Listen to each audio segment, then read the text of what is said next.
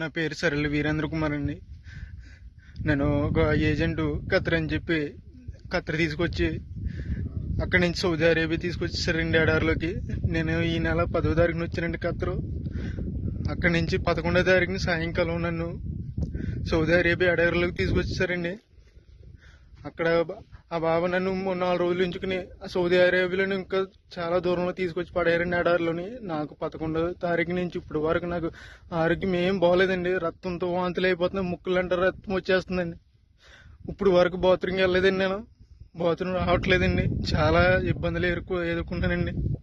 ఎవరైనా పెద్ద మనిషితో నాకు సాయం చేయండి. నన్ను ఈ నరకం నుంచి నన్ను కొంచెం బయటపడండి.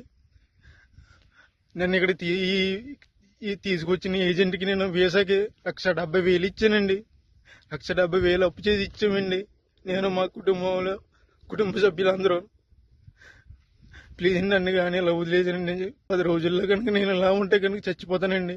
సరైన తిండి ఉండలేదండి, మంచినీళ్ళు తాగుదామన్నా కానీ నా నీళ్ళు ఉండలేదండి. ఇక్కడ ఎక్కడికో దూరం వెళ్ళి రావాల్సి వస్తుంది. ఇది చూడండి, అక్కడ ఎక్కడో చిన్న చిన్న గుడారాలు ఉన్నాయి కదండి, అక్కడ ఉండాలండి.